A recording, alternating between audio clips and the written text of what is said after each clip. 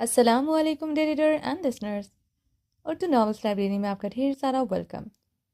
رمز جنون کی ایپیسوڈ 41 لے کر حاضر ہوئی ہیں۔ اگر آپ نے ابھی تک میرے اس چینل کو سبسکرائب نہیں کیا جلدی سے سبسکرائب کر دیں، لائک اینڈ شیئر کریں اور اپنی رائے کامنٹ باکس میں لازمی دیں۔ چلیں سٹارٹ کرتے ہیں۔ زرمش سیاہ کلر کی لانگ بے حد خوبصورت فراک میں ملبوس تھی۔ فراک کی کمر پر چوڑی سی بیلٹ لگی ہوئی تھی، اس پر سیاہ ہی ویلوٹ کی سمپل سے شال وہ ایک طرف کندھے پر ڈالے کارپوش میں داخل ہوئی۔ اس کی چاکلیٹی سلکی کمر تک آتے بال کھلے تھے، سینٹر سے اس نے اوپر سے 2 پنس لگا کر اپنے بال کھلے چھوڑ رکھے تھے۔ وہ کارپوش میں داخل ہوتے آدم خان کی طرف بڑی ہی تھی کہ وہ اسے کلائی سے کھینچتے اپنی گاڑی کے دروازے کے ساتھ لگاتے اس کے گرد دونوں ہاتھ رکھتے اسے محصور کر گیا تھا۔ تمہیں کبھی کسی نے بتایا ہے کہ تم بے حد خوبصورت ہو؟ وہ زرمش کے خوبصورت نقوش کو گہری گرم نگاہوں سے دیکھتے بھاری آواز میں بولا۔ نہیں۔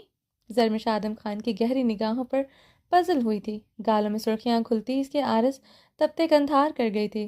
اف، اتنی سی بات پر تم لال ہو چکی ہو۔ جب میں تمہیں اپنی باہوں میں بھر کر تمہاری خوبصورتی کا حق ادا کروں گا تب کیا کرو گی تم؟ آدم خان نے اس کے عارض پر اپنی سلگتی سانسیں چھوڑتے اس کے گال کی طرف اپنا ہاتھ بڑھایا۔ زرمش گھبراتے ہوئے گاڑی کے دروازے کے ساتھ لگتی اس میں سمائی تھی۔ آدم خان زرمش کے ایک پر جبڑے بھینچتے اپنی مٹھی دبوچ گیا تھا۔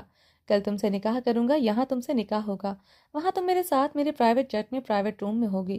تمہارے ساتھ نائٹ منانے کے لیے میں ایک لمحہ کی تاخیر نہیں کروں گا۔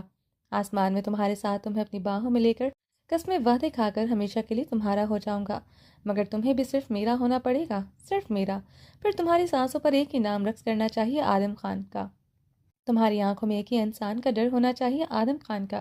تمہارے گالوں پر ایسی شدتیں ڈھاؤں گا تمہیں پتہ چلے گا دیوانگی ہوتی کیا ہے، عشق ہوتا کیا ہے، obsession ہوتا کیا ہے۔ وہ اس کی ہیزل گرے آنکھیں خوفزدہ آنکھوں میں دیکھتے بھاری آواز میں بولا۔ زرمش اس کی باتیں سنتے خوفزدہ ہوئی تھی۔ اب لگ رہی ہو نا تم آدم خان کی ذکر، جن آنکھوں سے مجھے عشق ہے، ان آنکھوں میں آدم خان کیسے کسی بلڈ تھرسٹ بیس کا خوف برداشت کر سکتا ہے؟ سرمش کی خوفزدہ آنکھوں میں دیکھتے سرد لہجے میں بولتے ہنسا تھا۔ سرمش اس کی ہنسی پر اسے بھیگی آنکھوں سے دیکھتے ہنسی تھی۔ آدم خان کی ہنسی کو یکدم بریک لگی تھی۔ زرمش آدم خان کو سنجیدہ دیکھتے ہنسنا بند کر چکی تھی۔ وہ سانس روکے خوفزدہ نگاہوں سے آدم خان کو دیکھ رہی تھی، جس کی نیلی آنکھوں میں برفیلا پن آن ٹھہرا تھا۔ وہ اسے سرد خون و شام نگاہوں سے دیکھ رہا تھا۔ زرمش کی ہیزل گرے آنکھوں میں شبنم بڑھی تھی، بدن میں ارتعاش پیدا ہوا تھا۔ مجھے بتاؤ، اس لمحے بلڈ تھرسٹ بیس کا خوف تمہارے دل و دماغ سے ختم ہو چکا ہے؟ بتاؤ، آدم خان کا خوف ہے نا اب تمہارے دل و دماغ ان خوبصورت آنکھوں میں؟ بتاؤ مجھے پاک وجود۔ وہ اسے دونوں بازوؤں سے سختی سے جکڑے اسے سرد نگاہوں سے دیکھتے برفیلے لہجے میں تھاڑا تھا۔ ہاں، ختم ہو چکا ہے، زرمش خوف سے کپ کپاتے لبوں سے لرزتے ہوئے بولی۔ وہ زرمش سے دور ہوتا ہنسنے لگا تھا۔ وہ بے تحاشا ہنس رہا تھا۔ وہ اس وقت بلو جینز پر بلو شرٹ پہنے ہوئے تھا، جس پر بلو ہی کوٹ پہنے ہوئے تھا۔ وہ اگر خون اشام بھیڑیا ہے تو میں خون اشام بلا ہوں۔ وہ اگر وحشی درندہ ہے تو میں جنگلی درندہ ہوں۔ اگر وہ اینیمل اسکیریسٹ اینیمل ہے تو میں بلڈ تھرسٹی لائن ہوں۔ وہ اگر بلڈ تھرسٹ بیسٹ ہے تو میں بازیگر ہوں جو یہ بازی جیت گیا۔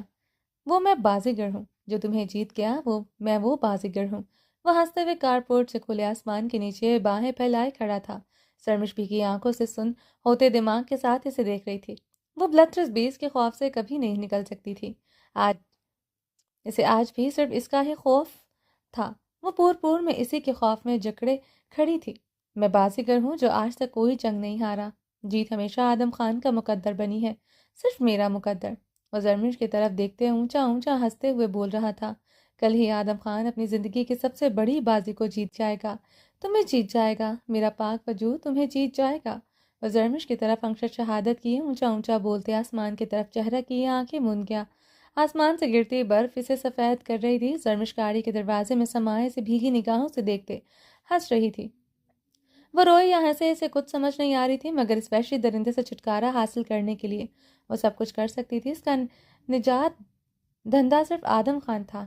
بازیگر میں بازیگر، دل والوں کا میں دل پر، پہلی نظر میں بنی ہے تو میرے دل کی رانی، یاد رکھے گی یہ دنیا اپنی وفا کی کہانی۔ دل لے کے دل دیا ہے، سودا پیار کا کیا ہے، دل کی بازی جیتا ہوں میں دل ہار کر۔ وہ زرمش کی طرف بڑھتے اپنے دونوں ہاتھ اس کے گرد رکھتے اسے محصور کرتے اس کی خوفزدہ بھیگی آنکھوں میں آنکھ بند کرتے گنگنایا تھا۔ زرمش اسے دیکھتے بھیگا سا خوفزدہ ہنسی تھی۔ آج وہ صرف آج آخری بار بلڈ تھرسٹ بیس تمہیں دیکھے گا، آج کے بعد کوئی اور تو کیا، تم خود کو نہیں دیکھ سکو گی۔ اگر کوئی تمہیں دیکھے گا وہ صرف آدم خان ہوگا۔ وہ زرمش کی آنکھوں میں دیکھتے بولا، کیسے ہوگا یہ؟ زرمش نے کپکپاتے لبوں سے جلدی سے پوچھا۔ ہماری دنیا کا ایک اصول ہے، کسی کو اپنی کمزوری نہ بنانا، نہ اپنی کمزوری کسی کے ہاتھ لگنے دینا۔ اگر کوئی ایسا کرتا ہے تو سب سے پہلے آدم خان خود اپنے ہاتھوں سے اس کی کمزوری ختم کر دیتا ہے۔ وہ کہہ لگا گیا تھا۔ زرمش اسے بھیگی نگاہوں سے دیکھتے اس کی باتیں سمجھنے کی کوشش کر رہی تھی۔ پیسہ ہماری کمزوری اور طاقت ہمارا نشہ ہونا چاہیے۔ یہ محبت کے رشتے ہماری دنیا میں ایگزسٹ نہیں کرتے۔ بلڈ تھرس بیسٹ وہ جتنا طاقتور ہے اتنا ہی کمزور ہے۔ اس کی کمزوری ہے اس کے رشتے، اس کے سینے میں سلگتا وہ بدلہ جو اسے جتنا طاقتور بنا رہا ہے اتنا ہی اسے جلاتے راکھ کا ڈھیر بنا رہا ہے۔ جس جیکر کو پکڑنے کے لیے وہ اتنے عرصے سے کھیل رہا تھا، اپنی ایک کمزوری سے وہ سب گنوا بیٹھا۔ وہ زرمش کی ہیزل گرے آنکھوں میں دیکھتے بول رہا تھا۔ زرمش ساکت سے اسے دیکھ رہی تھی۔ جانتی ہو اس کی کمزوری کیا ہے؟ آدم خان کے سوال پر زرمش نے نفی میں سر ہلایا۔ وہی جو میری طاقت ہے۔ آدم خان نے نرمی سے بولتے اس کے گال کی طرف ہاتھ بڑھایا۔ زرمش جلدی سے اپنے گال پر ہاتھ رکھ گئی تھی۔ زرمش کے ایک ایکٹ پر آدم خان کے خون میں شرارے سے پھوٹے تھے۔ زرمش اس کی آنکھوں میں شرارے دیکھتے ہراساں ہوئی تھی۔ وہ زرمش کی بھیگی خوفزدہ آنکھوں میں دیکھتے ہنس دیا تھا۔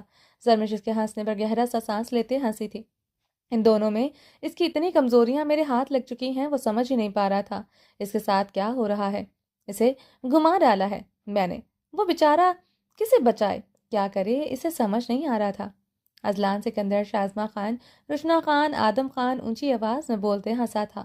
وہ اس بلڈ تھرس پیس کی جان میری مٹھی میں ہے، اسے خبر ہی نہ ہو سکے گی، وہ پھنس چکا ہے۔ آدم خان کا بلند و بانگ کہہ کر گونجا۔ آج آدم خان اس کے ساتھ سب کے خطرناک کھیل کھیلے گا۔ اس کی سانسوں کو مٹھی میں قید کرتے اسے گنتی کی چند سانسیں دوں گا۔ وہ اسے اپنی سانسوں میں میری مٹھی سے چھڑواتے اپنی گنتی کی سانسیں بھی گنوا دے گا۔ ایسا خطرناک کھیل کھیلا جائے گا اس کے ساتھ جو آج تک کسی نے کسی کے ساتھ نہیں کھیلا۔ آدم خان سر برفیلے لہجے میں گرجتے ہوئے ہنسنے لگا تھا۔ زرمش بھی اسے دیکھتے ہنسنے لگی تھی۔ اب وہ دونوں ایک دوسرے کو دیکھتے ہنس رہے تھے۔ زرمش اسے روتے ہوئے دیکھتے ہنستی جا رہی تھی۔ زرمش کو حیدر خان کے ڈرائیور نے ہاسپٹل ڈراپ کیا تھا۔ وہ گاڑی سے نکلتے بھاگتے ہوئے اندر داخل ہوئی۔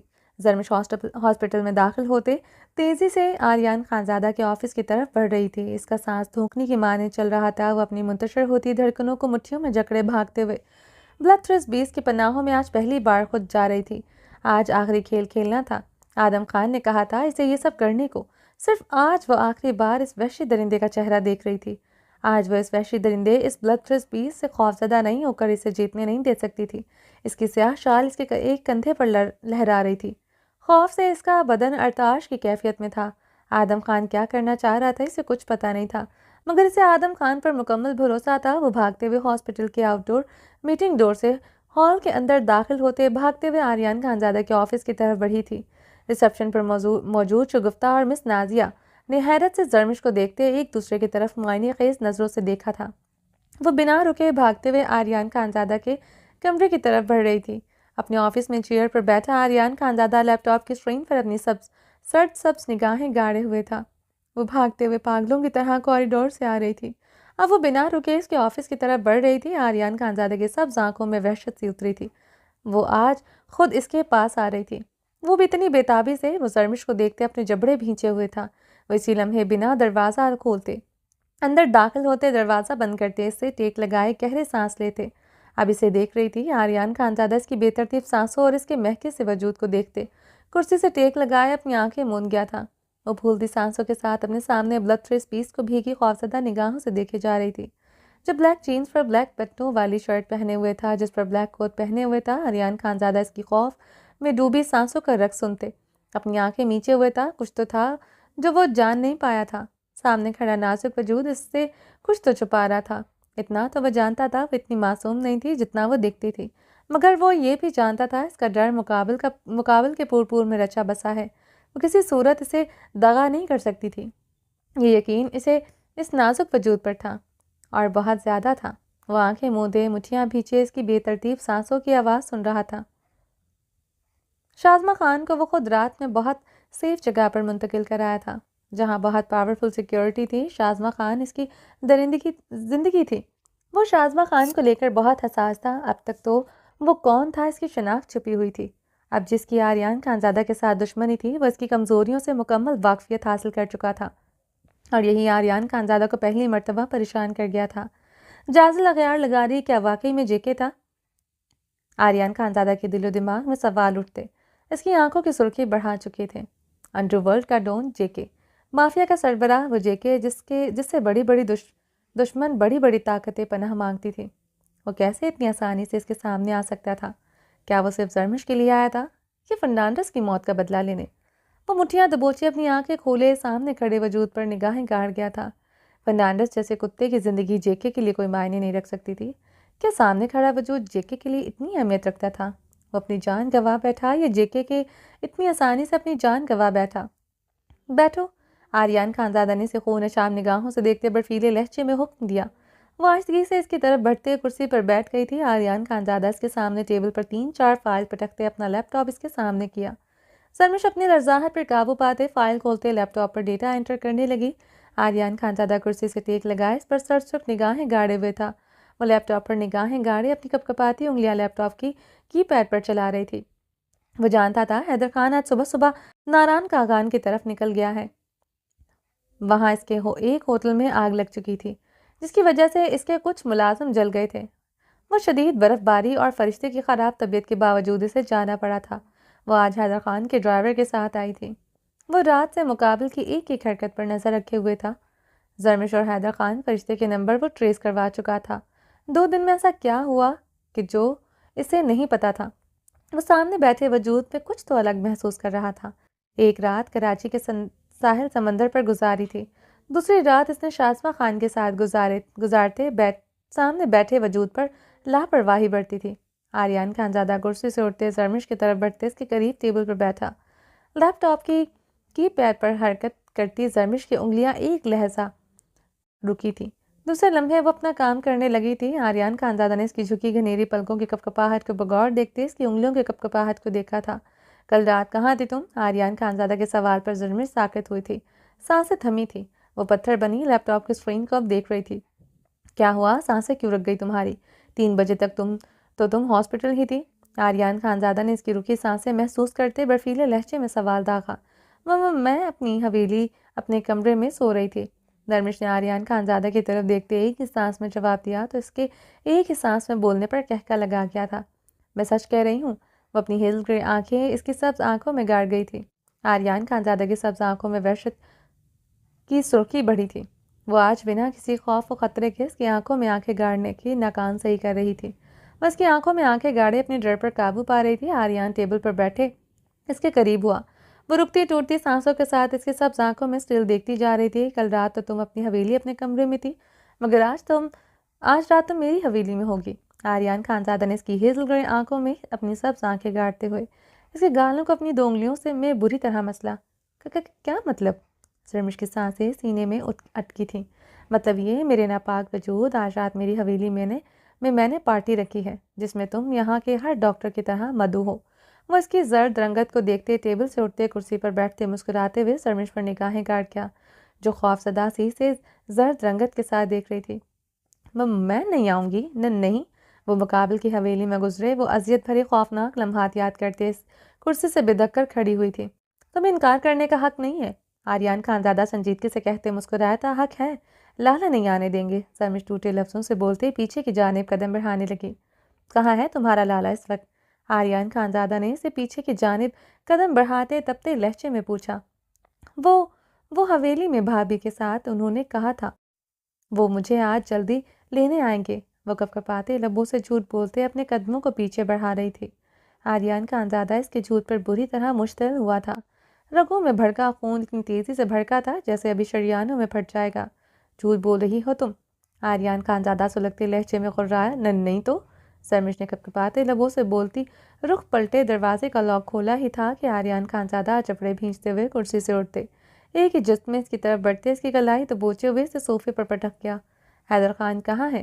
میں اچھی طرح جانتا ہوں، مگر آج رات یہیں سے تم میری حویلی جاؤ گی، بنا کوئی سین کریٹ کیے میرے ساتھ جاؤ گی تو پارٹی ختم ہونے پر تم اپنی حویلی میں سیفلی موجود ہوگی۔ اگر ذرا بھی مزاحمت کی تو تمہیں ہمیشہ کے لیے اپنی حویلی میں قید کر دوں گا۔ وہ زرمش کے جھکے دھمکی آمیز لہجے میں بولتے لمبے لمبے ڈاک بھرتا آفس سے نکل گیا تھا۔ زرمش تیزی سے اٹھتے دروازے کی طرف بڑھی، ہینڈل پر ہاتھ رکھتے اس کا وجود چکرایا تھا۔ وہ باہر سے لاک کر کے جا چکا تھا۔ زرمش سر نفی میں ہلاتے منہ پر ہاتھ رکھتے خوف سے رو دی تھی۔ زرمش نے اپنے چھوٹے سے بیگ سے موبائل نکالتے آدم خان کا نمبر ڈائل کرنا چاہا۔ نہیں، میں ایسا نہیں کر سکتی، میرا نمبر وہ ٹریس کر رہا ہے، آدم خان نے کہا تھا۔ صرف آج کے دن اس بلترس بیس کو اس کے بارے میں پتہ نہیں چلنا چاہیے، صرف آج کے دن۔ زرمش نے دل ہی دل میں سوچتے سر نفی میں ہلاتے اپنا موبائل دوبارہ سے اپنے بیگ میں ڈالا تھا۔ وہ اپنی بھیگی آنکھیں بے دردی سے رگڑتے صوفے پر بیٹھے گہرے سانس لیتے اپنی رکی سانسیں بحال کرنے لگی۔ بلترس بیس کی حویلی میں قدم رکھنے کے خوف سے ہی اس کی سانسیں رک رہی تھیں۔ زرمش آریان خانزادہ کے مقابل چلتے ہوئے ہاسپٹل سے باہر آئی تھی۔ رات کی سیاہی گہری ہو چکی تھی۔ وہ سیاہ ویلوٹ شال کو اپنے سر پر دیے گئے اس کے ساتھ چلتے بمشکل اپنے کپ کپاتے وجود پر قابو پائے ہوئے تھی۔ آریان خانزادہ نے اپنی گاڑی کی طرف بڑھتے ڈرائیونگ سیٹ سنبھالی۔ زرمش نے گہرے سانس لیتے ادھر ادھر دیکھا تھا۔ اسے پورا یقین تھا آدم خان اسے ضرور بچائے گا اس بلترس بیس سے، مگر وہ کہیں نہیں تھا۔ پچھلے 8 گھنٹوں سے آدم خان نے کوئی کانٹیکٹ نہیں کیا تھا اس سے۔ زرمش کو ادھر ادھر دیکھتے آریان خانزادہ نے اسے غصے سے اشتعال سے اسٹیئرنگ پر ہاتھ رکھتے ہارن بجایا۔ وہ ڈر کر اچھلتی ہوئی آگے بڑھتی گاڑی کا دروازہ کھولتے آریان خانزادہ کے ساتھ اگلی سیٹ پر بیٹھ گئی۔ آریان خانزادہ کی گاڑی اب تیزی سے اس کے مینشن کی طرف رواں تھی۔ آریان خانزادہ کی گاڑی ٹائر اس کے مینشن کے کارپوش میں آ کر چرچرائے تھے۔ زرمش نے خوفزدہ ہوتے اس کی حویلی کو دیکھا تھا۔ وہ اس حویلی واپس آئے گی اس نے کبھی نہیں سوچا تھا، مگر بلترس بیس اسے پھر سے اس حویلی بھی لے آیا تھا۔ میں اندر نہیں جاؤں گی، زرمش کے کپ کپاتے لبوں نے چمبش کی۔ آریان خانزادہ نے گاڑی سے اترتے اس کی طرف بڑھتے دروازہ کھولتے اسے کلائی سے کھینچ کر باہر نکالا۔ زرمش اس کے ساتھ کھینچتی چلی گئی تھی۔ وہ اسے لے کر داخلی دروازے سے اندر داخل ہوا۔ حویلی کے بڑے سے لاؤنج میں داخل ہوتے زرمش کی آنکھیں ہراساں ہوتے پھیلی تھیں۔ حویلی کے لاؤنج میں کوئی نہیں تھا۔ زرمش نے خوف سے چاروں طرف نگاہیں دوڑائیں۔ پوری حویلی میں کوئی نہیں تھا۔ پارٹی نہیں ہے، کوئی نہیں ہے یہاں، زرمش نے خوف سے کہتے آریان خانزادہ کی طرف دیکھا۔ پارٹی نہیں ہے یہاں میرے ناپاک وجود، وہ کہکہ لگاتے صوفے پر بیٹھتے اپنی پین کی پاکٹ سے لائٹر اور سگریٹ جلائے لبوں سے لگا گیا۔ کیوں لائے ہو مجھے یہاں؟ زرمش نے خوف سے اسے دیکھتے ہچکی لی تھی۔ صرف آج کی رات تمہیں یہاں رکھوں گا، زیادہ کچھ نہیں چاہیے، صرف تمہاری آج کی رات چاہیے، آریان خانزادہ سے دیکھتے سنجیدگی سے بولا۔ میری آج کی رات چاہیے؟ زرمش نے اس کے لفظ دہراتے اپنی شال کندھوں سے اچھی طرح خود پر لپیٹی۔ وہ اس کی حرکت دیکھتے بلند و بانگ کہہ کر لگا گیا، مجھے تمہارے اس خوبصورت جسم میں دلچسپی ہوتی، میں کب کا اس جسم سے اپنی پیاس بجھا دیتا۔ آریان خانزادہ نے اسے سلگتی نگاہوں سے گھورتے استدعائی لفظ چبائے۔ کیسے بجھاتے؟ میں مر تو سکتی ہوں مگر اپنی عزت پر سمجھوتا نہیں کر سکتی۔ زرمش کی بات پر آریان خانزادہ کہکہ لگاتے صوفے کی سطح پر سر رکھ گیا۔ وہ کہکے لگاتے اپنے چہرے پر ہاتھ رکھے ہوئے تھا۔ زرمش اس کے کہکے سنتے خوف سے رو رہی تھی۔ بلترس بیس کے کہکوں کی وحشت سے وہ آج تک سو نہیں پائی تھی۔ تمہاری جیسی لڑکی جو اپنے عزت پر سمجھوتا نہ کرنے والی ہو، وہ سڑک پر بے حال ساحر پکارتے نظر نہیں آتی۔ وہ سیدھا ہوتے غرایا تھا، جانتے کیا ہو تم میرے بارے میں؟ تمہیں کیا پتا عشق کیا ہوتا ہے؟ تمہیں کیا پتا سچی محبت کیا ہوتی ہے؟ زرمش آریان خانزادہ کی بات پر بدحواس ہوتے چیخی تھی۔ وہ اس کے لبوں سے عشق محبت سنتے پاگل ہوتے صوفے سے اٹھتے اپنی آہنی گرفت میں اس کی گردن دبوچ گیا۔ اگر تم نے عشق محبت کے ساتھ ساحر کا نام لگایا، قسم کھاتا ہوں تمہارے وجود کے پرخچے اڑا دوں گا۔ آریان خانزادہ دہکتی آنچ دیتی سانسوں سے گھٹرایا۔ کیا جانوں تمہارے بارے میں، مجھے بتاؤ۔ وعدہ لیا تھا میں نے اپنے دادا کبیر خان سے، میں کبھی حاکم خان اور رائنا خان کے پیچھے نہیں جاؤں گا۔ میں اپنے وعدے پر قائم تھا۔ تم آئی میرے سامنے، تم نے آنچ دی، ان جلتے شعلوں کو تم نے بنایا۔ آریان خانزادہ کو بلترس بیس وہ اس کی گردن دبوچے غراتے ہوئے ایک جھٹکے سے چھوڑ گیا۔ زرمش زمین پر گھٹنوں کے بل گرتے اپنی بگڑتی ٹوٹی سانسوں کو سنبھالتے اپنی گردن پر ہاتھ رکھ گئی۔ جانتی ہو تم جیسی عزت پر سمجھوتا نہ کرنے والی لڑکی کی ماں نے پتہ کیا کیا کیا؟ اس کے قریب پنجوں کے بل بیٹھا تھا۔ اندھیری رات کو اپنے نکاح والے دن دلہن کا لباس پہن کر اپنی گردن اور بدن کی گہرائیوں پر شدتوں کے نشان لیے واپس آئی تھی۔ اس نے بھی یہی کہا تھا وہ پاک ہے، اس نے اپنی عزت داغدار نہیں کی۔ اب تمہیں بتاؤ کیسی عورت ہیں پاک دامن لڑکیاں؟ ایسے کرتی ہیں اپنے باپ بھائی کے ساتھ، اس بھائی کے ساتھ جس نے اسے اپنے بچوں کی طرح پالا ہو۔ آریان خانزادہ نے زرمش کی آنکھوں میں دیکھتے وحشت سے پوچھا، کیا چاہتے ہو مجھ سے؟ زرمش اس کی وحشت زدہ آنکھوں میں دیکھتے رو دی۔ کہتے ہیں یہ بلی آنکھیں وفادار ہوتی ہیں، رائنا خان کی ایسی ہی آنکھیں تھی، تمہاری بھی ایسی ہی ہے۔ وہ اس کی طرف جھکتے اس کی آنکھوں میں دیکھتے سرد لہجے میں بولتے کہکہ لگا گیا، سب جانتی ہو تم میرے بارے میں، مجھے پورا یقین ہے اگلا ٹارگٹ تم ہو اس کا۔ وہ آج رات تم تک پہنچنے کی ضرور کوشش کرے گا۔ آج رات تم میری حویلی میں رہو گی، کل صبح تم میرے ساتھ ہاسپٹل میں، وہ اس کے بعد کسی کی پرچھائی بھی تمہارے قریب نہیں آئے گی۔ اگر ایسا کبھی ہوا مجھے پتہ چل جائے گا، مجھے تم کبھی دھوکہ نہیں دے سکو گی۔ وہ زرمش کی آنکھوں میں دیکھتے کہہ لگا گیا تھا۔ کیسے؟ زرمش نے پیچھے کو ہوتے خوفزدہ لہجے میں استفسار کیا۔ ایسے؟ وہ اس کے بالوں کو گدی سے جکڑتے ہوئے اس کے عارض پر جھکتے دانت کاٹ گیا تھا۔ زرمش کی فلک شگاف چیخ بلند ہوئی تھی۔ آریان خانزادہ کا ایک ہاتھ اس کی پینٹ کی پاکٹ کی طرف بڑھا تھا، وہ اس کے گال پر دانت کاٹتے اسے چھوڑتے کھڑا ہوتے اپنی پینٹ کی پاکٹس میں دونوں ہاتھ ڈال گیا تھا۔ زرمش اپنے گال پر ہاتھ رکھتے پیچھے کو کھسکی۔ اس نے آج اسے اتنی شدت سے نہیں گال پر کاٹا تھا، مگر کچھ تو تھا جو اس نے کیا تھا، وہ سمجھ نہیں سکی تھی۔ وہ آریان خانزادہ کو دیکھتے اسی لمحے وہ بھاگتے ہوئے داخلی دروازے کی طرف بڑھی۔ آریان خانزادہ اپنی پینٹس کی پاکٹ میں ہاتھ ڈالتے کہہ لگا گیا۔ وہ برق رفتاری سے بھاگتے ہوئے داخلی دروازے کی طرف بڑھ رہی تھی، جو کافی طویل تھا۔ اس کی شال زمین پر گر چکی تھی۔ وہ بھاگتے ہوئے داخلی دروازے کی طرف بڑھ رہی تھی۔ آریان خانزادہ اس کی طرف تیزی سے بڑھتے اس کی کمر میں ہاتھ ڈالتے اسے سیدھا کرتے دیوار میں پٹک گیا۔ کمر میں ہاتھ ڈالنے سے فراک میں لگائی گئی بیلٹ آریان خانزادہ کے ہاتھ میں آئی تھی۔ وہ آریان خانزادہ کو دیکھتے اسی لمحے اس کی شرٹ مٹھیوں میں جکڑتے اس کے سینے سے لپٹی تھی۔ آریان خانزادہ اس کی دھڑکنیں اپنے سینے پر بجتے محسوس کرتے ساکت ہوا تھا۔ دوسرے لمحے وہ جبڑے بھیجتے ہوئے اسے خود سے الگ کر گیا تھا۔ نہیں پلیز، مجھے خود سے الگ مت کرنا۔ زرمش اس کی شرٹ مٹھیوں میں جکڑے اس کے ساتھ لپٹی۔ کیا کہہ رہی ہو؟ پاگل ہو چکی ہو؟ وہ اپنی سانسیں دھوکنے کی مانند چلتے محسوس کرتے اسے خود سے الگ کر گیا تھا۔ وہ اپنی فراک کو سینے سے مٹھیوں میں دبوچے ہوئے دیوار کے ساتھ ٹیک لگا گئی۔ فراک بیلٹ کے ساتھ ہی اٹیچ تھا، اب اتر رہا ہے۔ وہ رہانسی ہوئی تھی۔ اتنی بیہودہ ڈریسنگ کرتی ہو تم مس خان؟ وہ بری طرح مشتعل ہوا تھا، غصے سے اس کی گردن کی رگیں پھولی تھی۔ آن لائن آرڈر کیا تھا، وہ معصومیت سے بولتی روتی تھی۔ تم اتنی معصوم ہو نہیں جتنا دکھتی ہو، وہ لفظ چباتے گھررایا تھا۔ آریان خانزادہ نے اسے گھورتے ہوئے اپنا بلو کوٹ اتارتے ہوئے اس کی کندھوں پر دیا۔ چلو اندر، تمہیں ڈھنگ کے کپڑے دوں۔ وہ اس کی کلائی دبوچتے ہوئے رشنا خان کے کمرے کی طرف تیزی سے بڑھا۔ زرمش اپنی فراک کو سینے سے مٹھیوں میں جکڑے اس کے ساتھ کھینچتی چلی گئی تھی۔ رشنا خان کے کمرے میں داخل ہوتے بے دردی سے بیڈ پر پٹک گیا تھا۔ آریان خانزادہ رشنا خان کی الماری کی طرف بڑھتے رشنا کا ایک سیاہ کلر کی ہینگ کی ہوئی فراک نکالتے اس کا اگلا پچھلا گلا اچھی طرح چیک کرتے زرمش کی طرف اچھالتے وہ کمرے سے نکل گیا۔ جی خانم بھی آ رہا ہوں۔ وہ فون بند کرتے ڈریسنگ روم کی طرف بڑھ گیا تھا۔ ڈریسنگ روم سے وہ لائٹ براؤن شلوار قمیض پر براؤن شال اوڑھے نکلا تھا۔ ابھی سے ایک جرگے کا فیصلہ کرنے جانا تھا۔ انایا کو بلو شیشوں والی فراک میں ملبوس دیکھ کر وہ مسکراتے ہوئے اس کی طرف بڑھتے اسے پیچھے سے اپنی باہوں میں لیتے اس کے پیٹ پر سختی سے ہاتھ جما گیا۔ انایا بلش ہوتے مسکرائی تھی۔ کیا چاہیے میری جان کو؟ وہ اس کی کمر پر بکھرے بال گردن سے ایک سائڈ کرتے اس کی پچھلی گردن پر اپنی پرتپش سانسیں چھوڑتے دہکتے لب رکھنے لگا۔ انایا آنکھیں موندے اپنا نچلا لب دانتوں تلے دبا گئی تھی۔ درخزئی مرر میں اس کے گالوں کو گلاب کی طرح سرخ ہوتے دیکھتے گہرا مسکراتے ہوئے اس کا رخ ایک جھٹکے سے پلٹتے اس کی گردن پر جھکتے دیوانگی کے عالم میں اپنے پرتپش لبوں کی بوچھاڑ کرنے لگا۔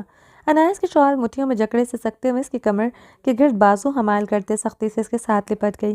درخزئی بھی سے اس کی کمر کے گرد اپنی بازو حمائل کرتے سختی سے جکڑے اسے خود میں بھینچتے اس کی نازکی محسوس کرتے پرسکون ہوا تھا۔ مائی سوین، مائی لو، مائی جان، وہ نرمی سے خود سے الگ کرتے اس کا چہرہ دونوں ہاتھوں میں تھامے اس کے لبوں پر جھکے اس کی سانسوں کو اپنی سانسوں سے دہکا گیا تھا۔ انایا اس کی گردن میں اپنی باہیں حمائل کرتے اس کی شدت میں اپنا ساتھ دینے لگی۔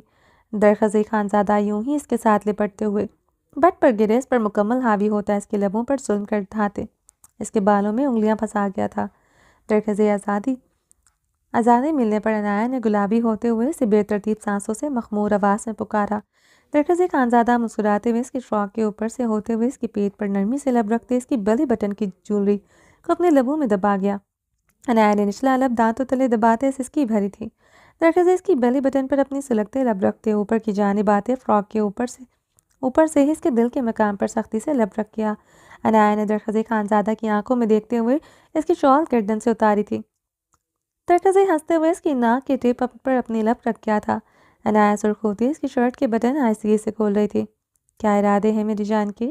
درخزئی خانزادہ کی آواز بھاری اور مخمور ہوئی تھی۔ وہ درخزئی خانزادہ کو دونوں ہاتھوں سے دور دھکیلتے اس کی شرٹ مٹھیوں میں جکڑے تکیے پر پٹکتے ہوئے اس کے اوپر آئی تھی۔ وہی جو آپ کے ہر روز ہوتے ہیں، وہ درخزی خانزادہ کے اوپر جھکتے اس کے لبوں کو اپنے لبوں میں دبا گئی تھی۔ درخزی مدہوش ہوتے اسے خود میں بھینچے اس کی سانسیں کھینچنے لگا۔ درخزی خانزادہ اس کے ہونٹوں کے ساتھ لپٹے۔ عنایہ کے فراک کی زپ نیچے کی طرف کھسکاتے کندھوں کے نیچے اتار گیا تھا۔ فون رنگنگ پر درخزی خانزادہ نے جھنجھلاتے ہوئے فون بند کرنا چاہا۔ لیلما خانم کا نمبر دیکھتے وہ عنایہ کے لبوں کو آزاد کرتے اسے نرمی سے پیچھے کرتے بیڈ سے اٹھتا اور ڈریسنگ مرر کے آگے کھڑا ہوتے اپنی شرٹ کے بٹن بند کرنے لگا۔ عنایہ نے درخزی خانزادہ کی پشت کو دیکھتے خفت سے اپنا نچلا لب بے دردی سے کچلا تھا۔ وہ ان 3 دنوں میں خود اس کے قریب آئی تھی۔ اس کا نرمی سے بھی پیچھے دھکیلنا عنایہ کا چہرہ سرخ کر گیا تھا۔ وہ اٹھ کر بیٹھتے اپنی کسکی فراک کندھوں سے اوپر کرتے اپنی بیگ سے بند کرنے لگی۔ آج رات اس کا آپ درخزی خانزادہ کو اپنے قریب نہ آنے کا ارادہ تھا، چاہے وہ جتنی مرضی منتیں کر لیتا۔ درخزی نے اپنی شرٹ کے بٹن بند کرتے عنایہ کی طرف جھکتے ہوئے اس کی پیشانی پر لب رکھے۔ خانم بھی بلا رہی ہیں سوین، پھر جرگے کا فیصلہ کرنا ہے۔ آج رات لیٹ ہو جائے گا، ابھی سو کر نیند پوری کر لو، پھر ساری رات جگاؤں گا۔ وہ اس کے لبوں پر لب مس کرتے ہوئے اس کے گال کو نرمی سے چومتے ہوئے دروازے کی طرف بڑھا۔ مجھے بالکل پسند نہیں ہے آپ کا خانم بی کی طرف جانا۔ عنایہ کی بات پر درخزی کے قدم رکے تھے۔ کیا مطلب اس بات کا؟ درخزی خانزادہ نے مڑتے ہوئے سنجیدگی سے استفسار کیا۔ مطلب یہ ہے کہ آپ کے ان ستیلے رشتوں کو ایکسیپٹ نہیں کر پا رہی۔ مجھ سے نکاح کے وقت ان کا کوئی وجود بھی نہیں تھا، اس لیے پہلی فرصت میں ان رشتوں کو اپنی زندگی سے نکال پھینکے تو اچھا ہوگا۔ عنایہ نے درخزی خانزادہ کو دیکھتے بھڑکتے ہوئے کہا۔ اس کی آواز اچھی خاصی اونچی تھی۔ کچھ درخزی خانزادہ کا اسے پیچھے دھکیلنا اور کچھ ملالہ ادھر موجود ہے۔ وہ اندر تک سلگتے بھڑک اٹھی تھی۔ نکاح کے وقت ان کا وجود نہیں تھا، اس کا یہ مطلب تو نہیں حقیقت میں بھی ان کا کوئی وجود نہیں تھا۔ میرے رشتے ستیلے ہیں یا سگے، ان کا فیصلہ تم کرنے والی کون ہوتی ہو؟ درخزی خانزادہ کی بات پر عنایہ نے بے یقینی سے اس کی طرف دیکھا۔ تم میرے رشتوں کو ایکسیپٹ نہیں کر رہی، میں نے کہاں انہیں قبول کروایا؟ کبھی تمہیں کسی چیز کے لیے مجبور کیا؟ ان سے کوئی رشتہ استوار کرنے کو کہا؟ درخزی خانزادہ نے سنجیدگی سے چپتے لہجے میں سوال کیا۔ عنایہ درخزی خانزادہ کے لب و لہجے پر حیران ہوتے اسے بے یقین نگاہوں سے دیکھ رہی تھی۔ ماں ہے خانم بھی میری موریں مرنے کے قریب تھیں، دن رات خدمت کی ہے انہوں نے، خود دیکھا ہے خانم بی کو مورے کی الٹیاں صاف کرتے، ان کے پیر دباتے ہوئے دن رات خانم بی ہاتھ جوڑ کر میری مورے کے آگے کھڑی ہوتی تھی، مجھے اور پریوش کو بھی سنبھالتی تھی۔ میرے بھائی بہرمن کی ماں ہے وہ، ان کو چھوڑ دو۔ اس لیے کہ تمہیں پسند نہیں؟ درخزی خانزادہ نے غصے سے پوچھا تھا۔ درخزی آپ خود ہی تو کہتے ہیں کہ کوئی آپ کا اپنا نہیں۔ عنایہ اس کے بھڑکنے پر بھیگے لہجے میں کہا۔ تو کیا کرتا ہوں سوین؟ مجھے بتاؤ مجھے ایک بیٹے کا یہی فرض ہوتا ہے کہ ہفتوں ان کے طرف چکر نہیں لگاتا، پوچھتا تک نہیں خانم بی کو، وہ مجھے بلائیں پھر بھی نہ جاؤں، کیا میں بھول جاؤں ہر احترام ہر رشتہ؟ وہ بھڑکتے ہوئے سوال کر رہا تھا۔ عنایہ لب بھینچے اسے سرخ ہوتے دیکھ رہی تھی۔ ہمارے فنکشن میں انہیں سائڈ سے لگائے رکھا، مورے بابا تو مرنے سے پہلے یہی تھا۔ خانم بھی میری مورے ہیں، ان کی عزت کرو۔ بہرمن میرا بھائی ہے، مگر میں کیا کر رہا ہوں؟ کچھ باتوں کو دل پر لگا کر بیٹھ چکا ہوں۔ وہ میری مورے ہیں اور رہیں گی۔ بہت عزت کرتا ہوں، بہت سے زیادہ، اس لیے آئندہ یہ مت کہنا ان سے رشتہ ختم کر لو۔ اور درشتگی سے کہتا کمرے سے نکل گیا تھا۔ عنایہ اپنی بھیگی آنکھیں رگڑتے ہوئے بیڈ پر بیٹھتے سائڈ کروٹ لیے کمبل پر خود پر لپیٹ گئی تھی۔ اب ادھر ہی رہیے گا درخزی، میرے قریب آنے کی ضرورت نہیں۔ عنایہ روتے ہوئے کمبل اپنے وجود پر مکمل اوڑھ گئی تھی۔ درخزی خانزادہ بھاری قدموں سے نیکسی میں داخل ہوا۔ السلام علیکم خانم بی۔ درخزی خانزادہ نے لاؤنج میں صوفے پر پریشان سی بیٹھی لیلما خانم کو سلام کیا۔ وعلیکم السلام، کیسا ہے تم؟ لیلما خانم کے کھڑے ہوتے درخزی خانزادہ کے کندھے پر ہاتھ رکھا۔ کیا ہوا ہے؟ آپ پریشان لگ رہی ہیں، بہرمن نے کچھ کیا ہے؟ درخزی نے سنجیدگی سے استفسار کیا۔ نہیں درخزی، ہم بہرمن کی وجہ سے نہیں ملا، ملالہ کی وجہ سے بہت پریشان ہے۔ لیلما خانم نے سنجیدگی سے کہا۔ کیا ہوا ہے؟ درخزی کے لب بھینچے تھے۔ پچھلے 3 دنوں سے بخار میں پھک رہا ہے، نہ دوائی لے رہا ہے نہ کچھ کھا رہا ہے۔ 2-4 نوالے زبردستی کھلا دو، مشکل سے کھا لیتا ہے۔ میں کیا کر سکتا ہوں خانم بھی، اگر میں وہ کھانا نہیں کھا رہی تو؟ درخزی لیلما خانم کی بات کاٹتے درشتگی سے بولا۔ پچھلے 3 دن سے وہ مر رہا ہے، تڑپ رہا ہے۔ ہم نے تم کو نہیں بتایا، اب ہم مجبور ہو گیا ہے۔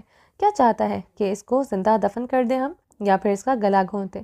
لیلما خانم ملالہ کی حالت کی وجہ سے غم و غصے سے پھٹ پڑی تھی۔ مجھے بتائیں خانم بھی، میں کیا کروں؟ میرے نکاح میں بے شک وہ ہیں، مگر وہ میرے لیے اب وہ کوئی معنی نہیں رکھتی۔ کیا کروں میں؟ وہ میرے نکاح میں ہے، مجھے لگتا ہے مجھ سے بڑا کوئی بغیرت نہیں۔ درخزی خانزادہ مشتعل ہوتے گرچا تھا۔ تم ایسا کرو، ہم پر چلاؤ، جس طرح بہرمند پر چلاتا ہے تم بھی چلاؤ، جاؤ یہاں سے، ہم کو معاف کر دو، تم کو بیٹا سمجھ کر بلایا، ہم ایسا کرے گا، وہ اندر لیٹا تمہارے لیے غیر عورت جب مر جائے گا اسے دفنا دے گا، تمہیں بتائے گا بھی نہیں۔ لیلما خانم غصے سے گرجی۔ درخزی خانزادہ نے لب بھینچے لیلما خانم کو دیکھا جو صوفے پر بیٹھی اپنے بدن کی کپکپاہٹ پر بمشکل قابو پا رہی تھی۔ ان کی رنگت سرخ ہو چکی تھی۔ درخزی اپنے منہ پر ہاتھ پھیرتے تیش و عالم سے ملالہ خان کے کمرے کی طرف بڑھا۔ کمرے میں داخل ہوتے درخزی خانزادہ نے بیڈ پر لیٹی ملالہ کی پشت پر قہر بار نگاہ ڈالی تو ابھی بھی دلہن کے لباس میں موجود تھی۔ ٹھنڈے کمرے میں وہ بنا کسی کمبل کی لیٹی تھی، اس کا بدن بری طرح کپکپا رہا تھا۔ یہ کیا طریقہ لگا رکھا ہے؟ یہ سب کر کے کس کو بلیک میل کر رہی ہو؟ درخزی خانزادہ ملالہ کی طرف بڑھتے اسے بازو سے دبوچے بیڈ سے کھڑا کر گیا تھا۔ وہ کانپتے ہوئے درخزی کے چوڑے سینے میں سمائی تھی۔ درخزی خانزادہ اس کی حالت دیکھتے جبڑے بھینس گیا تھا۔ وہ آگ کی بھٹی کی طرح گرم تھی، چہرہ بے تحاشا سرخ ہو رہا تھا، بدن بری طرح اچکولے بھر رہا تھا، بکھرے بال لرزتا تپتا بدن۔ وہ بمشکل اپنے قدموں کے سہارے کھڑی، درخزی خانزادہ کی شرٹ کو مٹھیوں میں دبوچے اپنی سرمئی گہری آنکھیں درخزی کی آنکھوں میں بے یقینی سے گاڑے ہوئی تھی۔ کیا چاہتی ہو؟ کیوں تماشا لگا رکھا ہے؟ وہ اس کی حالت دیکھتے پھکارا تھا۔ مجھے معاف کر دو۔ وہ اس کے سینے سے لپٹے شدت سے رو دی۔ درخزی خانزادہ ایسے اچھوت کی طرح خود سے دور چٹکتے بیڈ پر پٹک گیا تھا۔ ملالہ اوندھے منہ گرتی بلک بلک کر رو رہی تھی۔ کھانا منگوا رہا ہوں تمہارے لیے، وہ کھا کر دوائی لو، سمجھے تم؟ وہ اس کے لرزتے وجود کو قہر بار نگاہوں سے گھورتے دروازے کی طرف بڑھا۔ نہیں کھاؤں گی، مر جاؤں گی، مگر ایک لقمہ اپنے حلق سے نہیں اتاروں گی۔ وہ درخزی خانزادہ کو دروازے کی طرف بڑھتے دیکھتے اٹھ کر بیٹھتے ہنسیانی چیخی تھی۔ ٹھیک ہے، طلاق کے پیپر سائن کرتے تمہیں بھجواتا ہوں تاکہ تم بھی مر جاؤ، میرا تم سے کوئی تعلق نہ رہے، تمہارے جنازے کو کندھا دینا بھی نہیں چاہتا میں۔ درخزی پلٹتے ہوئے سحرخند لہجے میں پکارا۔ نہیں ایسا مت کرنا۔ ملالہ خان کے لفظ حلق میں گھٹے تھے۔ درخزی خانزادہ ایک ہی جسم میں اس کی طرف بڑھتے، اس کا جبڑا اپنی فولادی گرفت میں دبوچ گیا۔ آئندہ میرے ساتھ بلیک میلنگ کی، یہ اونچے ہتھ کنڈے اپنائے، انایا کے مقابل لائی، یا اپنے حسن کے جلوے کسی غیر مرد کے سامنے بکھیرے تو تمہیں زندہ زمین میں گاڑ دوں گا۔ اس بار اس زرغام کو بھی زندہ زمین میں گاڑوں گا۔ وہ اس کے چہرے پر اپنی سلگتی سانسیں چھوڑتے اسے بے دردی سے تکیے پر پٹک گیا۔ ملالہ بیڈ شیٹ مٹھیوں میں دبوچے اپنی سسکیاں تک روک چکی تھی۔ وہ ستم کر دھمکی بڑی جان لیوا دے کر گیا تھا۔ وہ مرتے دم تک اس کے نکاح میں رہنا چاہتی تھی۔ وہ تیز تیز قدموں سے ملالہ کے کمرے سے نکلتے باہر آیا۔ کھانا بھجوائیں اس کے کمرے میں، کھانا بھی کھائے گی، دوائی بھی لے گی اب۔ درخزی سنجیدگی سے بولتا اپنی شال کندھوں پر چٹکتے لمبے لمبے داغ بھرتا چلا گیا تھا۔ تکیے پر اوندھے منہ گری ملالہ خان درخزی کی آواز سنتے پھوٹ پھوٹ کر روتی تھی۔ چلیں جی، باقی کا نیکسٹ ایپیسوڈ میں کنٹینیو کریں گے۔ امید ہے آپ کو یہ ایپیسوڈ پسند آئی ہوگی۔ چینل کو سبسکرائب نہیں کیا، جلدی سے سبسکرائب کر دیں، لائک اینڈ شیئر کریں اور اپنی رائے کامنٹ باکس میں لازمی دیں۔ اپنا ڈھیر سارا خیال رکھیے گا، دعاؤں میں یاد رکھیے گا۔ اللہ حافظ۔